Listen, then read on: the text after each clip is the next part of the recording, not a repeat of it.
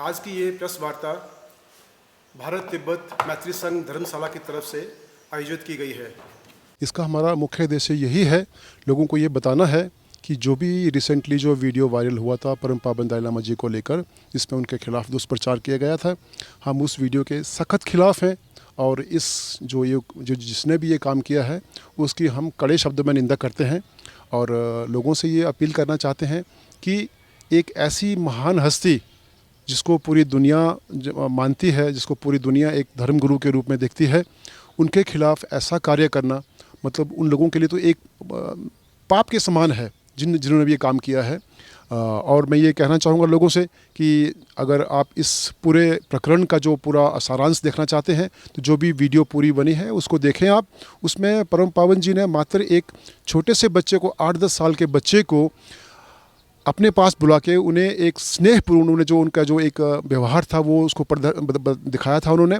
और मैं समझता हूँ कि जब हम अपने अपने बच्चों के साथ भी जो ऐसा करते हैं तो इसमें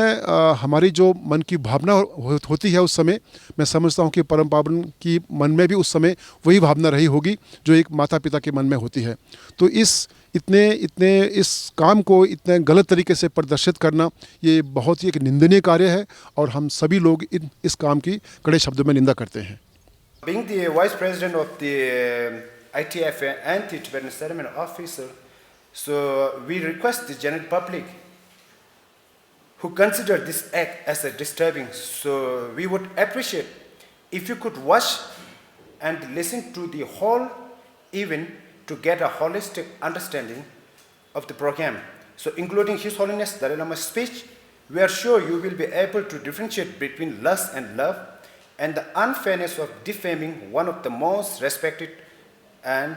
liked global icons of peace that narrows the scope of due diligence and holistic judgment. कुछ लोग जो मनोरोग से ग्रसित हैं,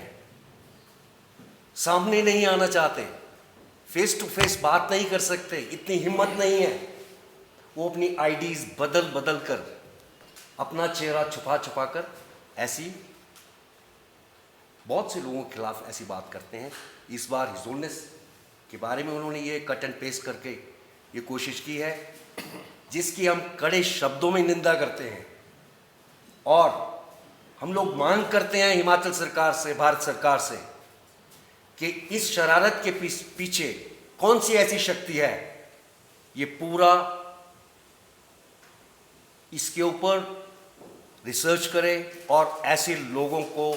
समाज के हमारे सामने लाए।